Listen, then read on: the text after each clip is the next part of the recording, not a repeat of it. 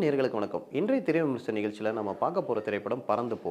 இயக்குனர் ராம் இயக்கத்தில் வெளியான இந்த படத்தில் மிர்ச்சி சிவா, கிரேஸ் ஆண்டனி, மிதுல் ராயன், அஞ்சலி உள்ளிட்ட பலரும் நடிச்சிருக்கிறாங்க. மலையாளம் நடிகர் அஜு வர்கீஸும் இதில் முக்கிய கதாபாத்திரத்தில் நடிச்சிருக்காரு. இந்த படத்திற்கு சந்தோஷ் தயாநிதி இசையமைச்சிருக்காரு. இந்த படத்தோட கதை எப்படி நகருதுன்னா, இயக்குனர் ராம் இருந்து இப்படி ஒரு படைப்பை நம்ம எதிர்பார்க்கவே இல்லை. எப்பவுமே அவரோட பழைய படங்கள் எடுத்துக்கொண்டா ஒரு சீரியஸ் இன்டென்ஸாக இருக்கும். ஒரு யதார்த்த சினிமா சொன்னாலுமே அதில் ரொம்ப ஒரு ஆழமான கருத்துக்கள் இருக்கும். பையனுக்காக இந்த படத்தை எடுக்கிறேன்னு சொன்ன மாதிரி இது ஒரு ஜாலியான படமாக இருக்குது. அதாவது ஒரு அப்பா மகன் உறவை ரொம்ப ஜாலியாக யதார்த்தமாக சொல்லியிருக்காரு. அப்பா அம்மா என்னதான் வேலைகள் பணம் சம்பாதிக்கணும் பிள்ளைகளுக்காக ஓடினாலும் பிள்ளைகளோட அவங்க நேரம் செலவிட வேண்டிய ஒரு கருத்தை முன்வைத்து இந்த படம் இருக்குது.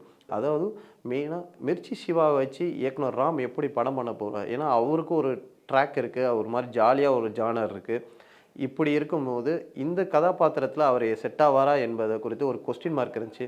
ஆனால் நல்லாவே மிர்ச்சி சிவா இந்த படத்தில் வந்து நடிச்சிருக்காருன்னே சொல்லலாம். அதே போல் கிரேஸ் ஆண்டனி அவர் ஒய்ஃபாக வரவங்க, அஜு வர்கீஸ், அஞ்சலி இவங்களும் அவங்களுக்கு கொடுக்கப்பட்ட கதாபாத்திரங்களை பக்காவாகவே செஞ்சுருக்காங்க. ஏன்னா இது வந்து இயக்குனர் ராமோட ஸ்கூல் என்னன்னால அந்த ஆக்டிங்க்கு நம்ம குறைய சொல்ல முடியாது. அந்தளவுக்கு ஒரு ஆர்டிஸ்ட்டாக இருந்து அவங்களுக்கு என்ன தேவையோன்றத அவர் வந்து வாங்கிடுவார். ஏன்னா அவர்களுடைய முந்தைய படங்கள் தங்க மீன்களாக இருக்கட்டும் சரி, கற்ற தமிழாக இருக்கட்டும் சரி, இப்படி அவருடைய முந்தைய படங்கள் அதுக்கு உதாரணமாகவே சொல்லலாம். இயக்குனர் ராம் 6 வருடங்கள் கழித்து படத்தை பண்ணாலுமே ஒரு இயக்குனர் ராம் கூட படைப்புன்றதுக்கு ஒரு எதிர்பார்ப்பு இருக்கும். அந்த எதிர்பார்ப்பை பூர்த்தி செய்ததே சொல்லலாம். பல்வேறு வெளிநாடுகளில் இந்த படம் திரையிடப்பட்டு விழாக்களில் பாராட்டு பெற்றது. இப்போது தமிழ் ஆடியன்ஸ்க்கும் கனெக்ட் ஆகிற மாதிரியே இந்த படம் அமைஞ்சிருக்குன்னே சொல்லலாம். மீண்டும் ஒரு திரை விமர்சன நிகழ்ச்சியை உங்களை சந்திக்கும் வரை உங்களிருந்து விடைபெறுவது உங்கள் ராஜா.